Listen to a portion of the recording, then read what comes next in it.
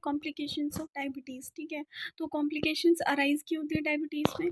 तो जैसे कि हाइपरग्लाइसेमिया इसका मेन फीचर है ना, कि इसमें ग्लूकोज को जो लेवल है वो ब्लड में बढ़ जाता है। ठीक है, तो इसकी वजह से क्या होता है कि अगर बहुत टाइम तक ये बढ़ा रहता है ना, तो हमारे जो ऑर्गन्स है उसके अंदर बायोकेमिकल और स्ट्रक्चरल चेंजेस आ जाते हैं, है ना। तो इसी की वजह से हमारी कॉम्प्लिकेशंस अराइज होती है।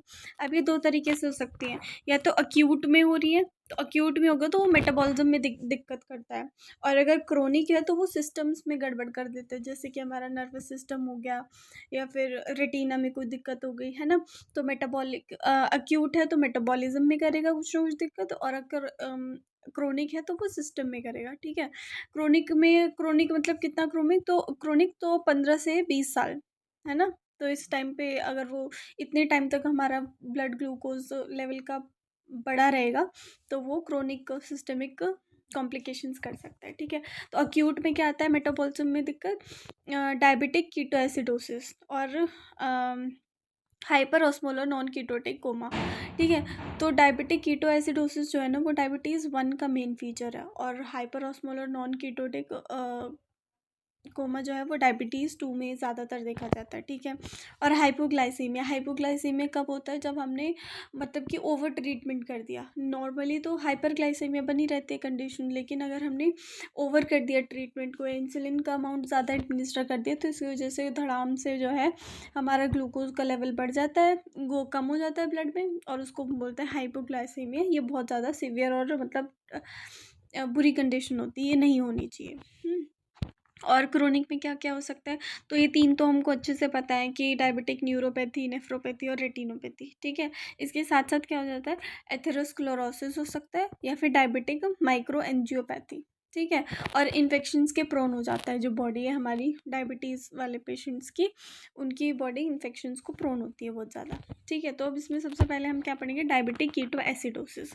नाम से पता चल रहा है कि कीटो एसिडोसिस मतलब कीटोन बॉडीज़ बनेंगी और एसिडिक कंडीशन बढ़ेगी हमारी बॉडी में। ठीक है, तो ये जो है exclusively complication of diabetes mellitus 1 की होती है। ऐसे क्यों, क्योंकि डायबिटीज़ मेलाइटस 1 में हमारा होता है इंसुलिन की डेफिशिएंसी, मतलब इंसुलिन का लेवल बिल्कुल ज़ीरो हो जाता है। इसीलिए हम और इस कंडीशन के लिए हमें चाहिए भी वही होता है, क्या चाहिए होता है, इंसुलिन की डेफिशिएंसी और ग्लूकागोन का लेवल ज़्यादा में। अब बीटा सेल डिस्ट्रक्शन हो चुका है, तो इससे बढ़िया से डेफिशिएंसी इंसुलिन की कोई कर ही नहीं सकता, तो ये डायबिटीज़ मेलाइटस 1 में ज़्यादा देखी जाती है। ठीक है, डायबिटीज़ मेलाइटस 2 में क्यों नहीं देखी जाती, क्योंकि उसमें क्या होता है कि थोड़ा बहुत तो हमारा इंसुलिन बन रहा है ना।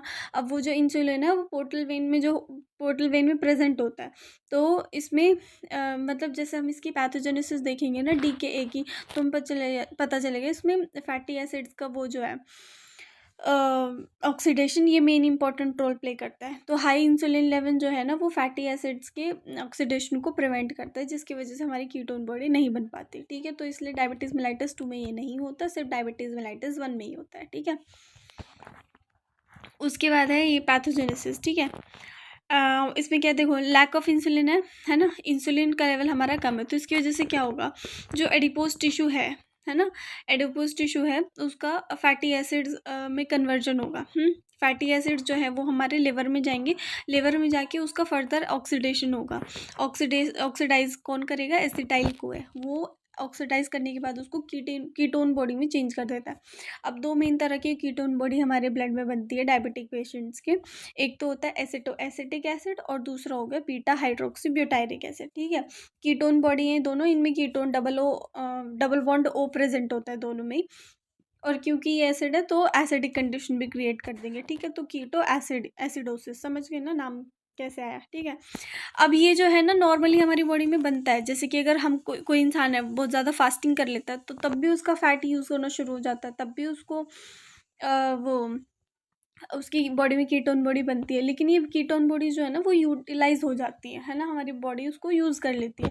लेकिन जब ये इतने अमाउंट में बनने लग गए कि बॉडी इसको यूज़ ही नहीं कर पा रही, मतलब कि rate of ketone body formation is greater than rate of ketone body utilisation by the muscle and tissue, तब हम इसको बोलते हैं कीटो एसिडोसिस की कंडीशन। ठीक है, तो इसमें क्या होता है कि ब्लड में कीटोन बॉडी का नंबर बढ़ेगा, तो कीटोनेमिया हो गया। ठीक है, फिर वही हमारी किडनी का काम क्या है कि जो भी चीज़ बढ़ रही है, जिसकी भी चीज़ की ज़रूरत नहीं है हमारे ब्लड में, उसको बाहर फेंको। तो वही हमारी जो वो है, यूरिन के थ्रू कीटोन बॉडी बाहर निकलने लग जाएगी। ठीक है। अब वही जैसे हमने कहा था कि ग्लूकोज को हटाने के लिए उसको बहुत ज़्यादा ज़्यादा पानी की ज़रूरत पड़ती है। क्यों? क्योंकि वो ऑस्मोटिकली एक्टिव है, जहाँ ग्लूकोज जाएगा वहीं पर हमारा पानी जाएगा। तो कीटोन बॉडी के साथ भी सेम चीज़ होती है, वो भी हमारे पानी को अपने साथ साथ खींच के ले जाता है। ठीक है। तो पानी के साथ साथ वो भी निकल जाएगा, कीटोन बॉडी। लेकिन अगर डिहाइड्रेशन है हमारी बॉडी में, क्यों? क्योंकि ग्लूकोज पहले ही पानी को बाहर ले जा रहा है, अब डिहाइड्रेशन है हमारी बॉडी में, तो इसकी वजह से क्या होगा कि ये हमारी बॉडी में एक्यूमुलेट होना शुरू कर देंगे, उनका एक्सक्रीशन बाहर ढंग से नहीं होगा। तो इसी को बोलते हैं हम सिस्टमिक मेटाबॉलिक कीटो एसिडोसिस। क्यों? क्योंकि एसिड की कंडीशन, कीटोन और बॉडी और एसिड जो है उसकी कंसनट्रेशन हमारे ब्लड में बढ़ गई, तो इसको हम बोलते हैं मेटाबॉलिक कीटो एसिडोसिस। इसको ठीक नहीं किया तो ये कोमा कर देगा, और कोमा के बाद डायरेक्ट डेथ। ठीक है। अब हमने कहा डिहाइड्रेशन भी होती है ना इसमें, तो डिहाइड्रेशन का और क्या कॉज है भाई? लैक ऑफ इंसुलिन हुआ, ग्लूकोज का अपटेक कम हो गया, तो वही उसको भी बाहर निकालना पड़ेगा, ग्लूकोज को, ऑस्मोटिक डायूरेसिस होगा, जिसकी वजह से इलेक्ट्रोलाइट डिप्लीशन और डिहाइड्रेशन होगा। ये डिहाइड्रेशन कॉन्स्टिट्यूट करता है हमारे सिस्टमिक मेटाबॉलिक एसिडोसिस को, वही कोमा होकर डेथ हो जाएगी। ठीक है। तो ये हमारा हो गया कि डायबिटिक कीटो एसिडोसिस। पूरा समझ में आ गया ना कि कैसे बना हमारा कीटोन बॉडी, कैसे बनता है? जब लिवर में, ये लिवर का डायग्राम भी बना रखा है, लिवर में हमारा क्या होता है कि फैटी एसिड्स का ऑक्सीडेशन होता है इनटू द कीटोन बॉडीज। तो कीटोन बॉडी बन के उनको बाहर निकालना है। बाहर निकालने के लिए पानी चाहिए किडनी को, लेकिन पानी है नहीं, डिहाइड्रेशन हो रखी है। ठीक है। तो इसकी वजह से ये हो जाता है सिस्टमिक मेटाबॉलिक कीटो एसिडोसिस। उसके बाद आता है हाइपोग्लाइसीमिया। तो हाइपोग्लाइसीमिया क्या है कि most common acute metabolic complication है। मोस्ट कॉमन इसलिए क्योंकि कभी कभी हो जाता है कि या तो तुमने ट्रीटमेंट ज़्यादा ले लिया गलती से, है ना, तो उसकी वजह से हो जाएगा, या फिर कुछ और फैक्टर्स भी हैं जो इसको कॉन्स्टिट्यूट करते हैं, जैसे कि क्या? मिस्ड मील। अगर तुमने खाना नहीं खाया, तुम्हारी बॉडी में ग्लूकोज का लेवल कम होगा, है ना, कम, वो इतना कम हो जाता, और ट्रीटमेंट साथ साथ चल रहा है ना। तुमने जैसे इंसुलिन ले लिया, इंसुलिन लेने के बाद तुमको पता है कि तुम्हें 2 घंटे बाद खाना खाना है, लेकिन अगर तुम बिजी हो या फिर कुछ टाइम नहीं मिला तुम लोगों को, तो फिर तुम खाना नहीं खाओगे, है ना। इसकी वजह से तुम्हारी मील हो गई मिस होने की वजह से इंसुलिन तो अपना काम कर ही रहा है कि वो डिक्रीज करे जा रहा है ग्लूकोज के लेवल को, खाना तुमने खाया नहीं और ग्लूकोज उसको मिला नहीं, तो ग्लूकोज का लेवल फिर से धड़ाम से नीचे गिर जाता है। इसकी वजह से हाइपोग्लाइसेमिया हो गया। या फिर एक्सेस फिजिकल एक्सर्शन, या फिर हम कोई एक्सरसाइज वगैरह बहुत ज़्यादा कर लेते हैं, है ना, तो उसमें हमारा सारा ग्लूकोज यूज़ हो गया, वही फिर हाइपोग्लाइसेमिया कंडीशन बन गई। या फिर इंसुलिन की एडमिनिस्ट्रेशन ज़्यादा हो गई, है ना, तो इंसुलिन फिर ज़्यादा ग्लूकोज को कम कर देगा, नॉर्मल की बजाय वो नॉर्मल से भी कम कर देगा। ठीक है। तो इसकी वजह से क्या होता है कि ये हमारे एड्रीनल ग्लैंड को स्टिमुलेट कर देता है, जिसकी वजह से सिंपैथेटिक स्टिमुलेशंस हो जाती है। तो जैसे ही इंसान का ब्लड ग्लूकोज लेवल गिरता है ना, तो उसको पता चल जाता है कि उसको कुछ कुछ हो रहा है। कैसे पता चलता है? उसको बहुत ज़्यादा पसीना आने लग जाएगा, पाल्पिटेशन बढ़ जाएगी, हार्ट बीट उसकी ऑल्टर हो जाएगी, टैकीकार्डिया हो जाएगा उसको। तो ये कंडीशन से समझ जाना चाहिए कि उसका शुगर लेवल जो है वो कम हो रहा है। ठीक है। दूसरा, ये ब्रेन को डायरेक्ट अफेक्ट करेगा। क्यों? क्योंकि हमारे ब्रेन के पास स्टोरेज तो है नहीं ग्लूकोज को स्टोर करने के लिए, तो उसको क्या है कि रेगुलरली ग्लूकोज की सप्लाई देनी चाहिए, है ना, मिलनी चाहिए। अगर नहीं मिलेगी तो फिर वो बौखला जाता है ब्रेन। इसकी वजह से क्या हो जाता है? डिजीनेस हो जाती है और कन्फ्यूजन हो जाती है। नहीं ठीक किया तो फिर कोमा हो गया, फिर से डेथ। तो इसका ट्रीटमेंट क्या है कि जैसे ही इंसान को लग रहा है ना कि उसको ग्लूकोज मतलब कम हो रहा है, तो उसको क्या है कि तुरंत कुछ ना कुछ मीठा, जैसे हम आसपास देखते हैं ना, या कुछ भी उसको मीठा खिला दो, या कुछ भी ग्लूकोज जाना चाहिए अंदर, है ना, तो उसको क्या है, ओरल ग्लूकोज पिला दो, या फिर अगर वो ओरल की कंडीशन नहीं तो फिर इंट्रावेनस ग्लूकोज उसको देना चाहिए। ठीक है। फिर उसके बाद आता है हमारा hyper osmolar hyperglycaemic non ketotic coma. तो इसमें क्या है, ये जो है हमारी डायबिटीज़ मेलाइटस 2 की कंडीशन है। डायबिटीज़ मेलाइटस 1 की कंडीशन क्या थी? Diabetic keto acidosis. ये है डायबिटिक मेलाइटस 2 की कंडीशन। ठीक है। इसमें क्या कहते, देखो नाम से ही जैसे पता चल रहा है कि हाइपर ऑस्मोलैरिटी बढ़ेगी, हाइपरग्लाइसेमिया, ब्लड ग्लूकोज तो ज़्यादा है ही, डायबिटीज़ है हमारी, नॉन कीटोटिक मतलब कि कीटोन बॉडीज़ नहीं बनेगी, और कोमा में जाने के चांसेस हैं इंसान के। ठीक है। तो हाइपरग्लाइसेमिया इसमें कुछ नहीं है। हाइपर ऑस्मोलैरिटी कब होगी? जब डिहाइड्रेशन होगी हमारी बॉडी में, है ना, पानी नहीं होगा तो ऑस्मोलैरिटी बढ़ेगी ना, तो इसी की वजह से होता है इसमें, बस कुछ भी नहीं है। हाइपर ग्लाइसेमिया हुआ, उसकी वजह से वही ग्लाइकोसूरिया होगा, है ना, वाटर का एक्सक्रीशन हो जाएगा यूरिन के थ्रू, है ना, बहुत ज़्यादा ग्लूकोज को भगाने के चक्कर में डिहाइड्रेशन होगा। अब डिहाइड्रेशन इतना हो जाता है कि इंसान उसमें ना इतना पानी पी ही नहीं पाता है। जैसे उसको क्या है कि उसका यूरिनेशन इतना ज़्यादा हो गया, पानी इतना ज़्यादा निकल चुका है कि उसको कंपनसेट करने के लिए अगर वो पानी पिए ना तो वो तब भी उतना नहीं पी पाता। इसकी वजह से हमारी जो प्लाज्मा है उसकी ऑस्मोलारिटी बढ़ जाती है और वो सेंट्रल नर्वस सिस्टम के जो साइंस होते हैं उनको दिखाने लग जाता है, मतलब कि दिक्कत होने लग जाती है उसको, और फिर उसको ठीक नहीं किया तो कोमा होके डेथ हो जाती है। तो इसी को बोलते हैं hyper osmolar hyperglycaemic non ketotic coma. अब इसमें कीटोन बॉडीज़ नहीं बनती, तो इसलिए कीटोन बॉडीज़ के सिम्टम्स भी कुछ नहीं दिखते। कीटोन बॉडीज़ क्यों नहीं बनती? क्योंकि इसमें इंसुलिन की प्रेजेंस होती है और वो हाइपोटल वेन में जो इंसुलिन होता है वो प्रिवेंट कर देता है फैटी एसिड्स के ऑक्सीडेशन को, ठीक है, इसलिए इसमें कीटोन बॉडीज़ नहीं बनती। तो ये 3 कॉम्प्लिकेशंस हो गई हमारी। उसके बाद आते हैं हम लेट कॉम्प्लिकेशंस पे, है ना, जो सिस्टमिक में हो रही थी। तो उसमें क्या है कि देखो, हाइपरग्लाइसेमिया होगा। अब जब ग्लूकोज का लेवल ब्लड में ज़्यादा है तो वो क्या करेगा, वो हमारे जो प्रोटीन्स होते हैं ना, अमाइनो ग्रुप, मतलब प्रोटीन में दो पार्ट्स होते हैं ना, एक तो NH2 वाला पार्ट होता है, एक COOH वाला पार्ट होता है। तो वो क्या करता है, अमाइनो वाले पार्ट पे जाके अटैच हो जाता है वो जो ग्लूकोज है, ठीक है, और इसमें किसी एंजाइम की रिक्वायरमेंट नहीं होती। इसको बोलते हैं हम इसमें केमिकल बॉन्ड बनता है लेकिन कोई एंजाइम की ज़रूरत नहीं होती इसमें। इसको बोलते हैं हम नॉन एंजाइमेटिक प्रोटीन ग्लाइकोसाइलेशन, ठीक है। और जैसे ही प्रोटीन और ये मिल जाते हैं ग्लूकोज, तो क्या बन जाता है, ग्लाइकेटेड प्रोटीन बनता है। अब हमारे जो वो है RBCs है, HB होता है ना, उसमें HbA1, तो वो भी ग्लाइकोलेटेड हो जाता है, इसको हम बोलते हैं HbA1c। और वो किसी भी प्रोटीन पे जा सकता है ना, तो उस हिसाब से उसके सिम्टम्स दिखते हैं, ठीक है।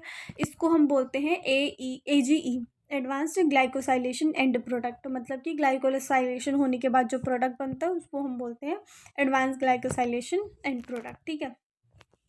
अब इसके सिम्टम्स कैसे, ये जो है ना बहुत हार्मफुल होता है हमारी बॉडी के लिए बनना बिल्कुल अच्छा नहीं है। इसका मतलब सीधा सीधा पता चल रहा है कि ब्लड ग्लूकोज इतना बढ़ गया है कि उसके पास और कोई काम नहीं है, तो वो प्रोटीन्स के पास जा रहा है हमारा, मतलब कि उसको ख़त्म करना चाहिए जो बढ़ा हुआ ब्लड ग्लूकोज है। नहीं तो खाली दिमाग शैतान का घर, वो एनर्जी प्रोवाइड करने की जगह प्रोटीन के पास चला जाता है। ग्लाइकोलेटेड प्रोटीन बना देते हैं जो कि हमारी बॉडी के लिए हार्मफुल है। कैसे हार्मफुल है? तो अगर ये जो प्रोटीन है, जैसे देखो बेसमेंट मेम्ब्रेन है, वो भी हमारी कोलाजन प्रोटीन से बनी होती है ना। अगर वहाँ पे जाके वो कर लिया उसने, AGE बना लिया, तो उसकी वजह से क्या होगा, डायबिटिक नेफ्रोपैथी हो जाएगी, है ना। नेफ्रॉन्स में जाएगा ना, ग्लोमेरुलस में बेसमेंट मेम्ब्रेन होती है, ये बताया था, किस में बताया था, उसमें टॉपिक था ना पिछला, उसमें बताया था, डायबिटिक नेफ्रोपैथी ग्लोमेरुलाइटिस में, नेफ्राइटिस, हाँ ग्लोमेरुलोनेफ्राइटिस में बताया था। ठीक है, तो इसमें क्या है कि ग्लोमेरुलस जो है उसके मेसेंजियन सेल्स और कौन से थे, बेसमेंट मेम्ब्रेन, वो जो बेसमेंट मेम्ब्रेन है वो हमारी प्रोटीन से बनी होती है, उस पर जाके अटैच हो जाता है, AGE बना देता है, जिसकी वजह से डायबिटिक नेफ्रोपैथी हो जाती है, ठीक है। अब अगर इसने नर्व डैमेज कर दिया तो उसकी वजह से नर्वस सिस्टम के मतलब सिम्टम्स दिखने लग जाएंगे, इसको बोलते हैं हम डायबिटिक न्यूरोपैथी, ठीक है। उसके बाद अगर ये ब्लड वेसल्स में चला गया, तो ब्लड वेसल्स में हमारा कोलाजन टाइप 1 प्रोटीन होता है, वहाँ पे जाके उसकी वेस्कुलर इलास्टिसिटी जो होता है उसको रिड्यूस कर देता है, जिसकी वजह से हमारी उसकी बेसमेंट मेम्ब्रेन जो होती है वो थिक हो जाता है, और इसको हम बोलते हैं माइक्रो एंजियोपैथी, ठीक है। तो 3 हमको समझ में आ गए, हमने कहा था ना कि इसमें एथेरोस्क्लेरोसिस, माइक्रो एंजियोपैथी और ये होती है डायबिटिक नेफ्रोपैथी, न्यूरोपैथी, रेटिनोपैथी, है ना। तो इसमें 3 समझ में आ गए, एंड माइक्रो एंजियोपैथी कैसे हुई, न्यूरोपैथी कैसे हुई, नेफ्रोपैथी कैसे हुई, ठीक है। अब ये तो एक काम किया ग्लूकोज ने खाली बैठ के, कि अमीनो ग्रुप के साथ बॉन्ड बना लिया केमिकली, ठीक है। लेकिन दूसरा क्या करता है वो, अब वो ग्लूकोज जो है ना इधर उधर जाएगा, एक तो अमीनो ग्रुप के पास चला गया, दूसरा क्या करता है वो उन सेल्स में चला जाता है जहाँ इंसुलिन की रिक्वायरमेंट नहीं है, वो मस्त घूमता है वहाँ पे, है ना। जैसे कि नर्व्स हो गई, हमारी किडनी हो गई, ब्लड वेसल्स हो गई, ठीक है, इनमें गया हमारा इंसुलिन, वहाँ पे जाके क्या करता है ये ग्लूकोज जो है ना वो कन्वर्ट हो जाता है हमारा सॉर्बिटोल में, एल्डोज रिडक्टेज में। के थ्रू एल्डोज रिडक्टेज एंजाइम के थ्रू वो सॉर्बिटोल में कन्वर्ट हो जाता है। सॉर्बिटोल जो है हमारा एल्कोहल होता है, ठीक है। और ये सॉर्बिटोल फर्दर ऑक्सीडाइज होकर किस में बन जाता है, सॉर्बिटोल डिहाइड्रोजिनेज में, ठीक है। अब ये जो है ना, ये दोनों ऑस्मोटिकली एक्टिव है, यहाँ पे ऑस्मोसिस का बहुत ज़्यादा अच्छा खासा रोल होता है। ये दोनों भी क्या करते हैं, सेल के अंदर बन रहे हैं, तो ऑस्मोटिकली एक्टिव है, सेल के अंदर पानी को खींचेंगे, है ना।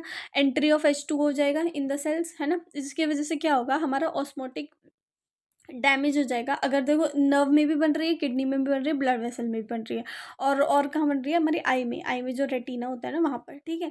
तो इसमें क्या है कि ऑस्मोटिक डैमेज कर देगा ये श्वान सेल्स में, और माइलिनेशन करवा देगा, जिसकी वजह से हो जाएगा डायबिटिक न्यूरोपैथी, ठीक है। और अगर ऑस्मोस मतलब रेटिनल पेरिसाइट्स में गया है वो, तो वहाँ जाके डायबिटिक रेटिनोपैथी कर देगा, ठीक है। तो ये आगे समझ में, रेटिनोपैथी कैसे हुई, न्यूरोपैथी कैसे हुई, एंड माइक्रोएंजियोपैथी, नेफ्रोपैथी और न्यूरोपैथी, ठीक है। ये हो गया हमारा complications of diabetes, late complications और अर्ली कॉम्प्लिकेशंस दोनों पता चल गए हमें।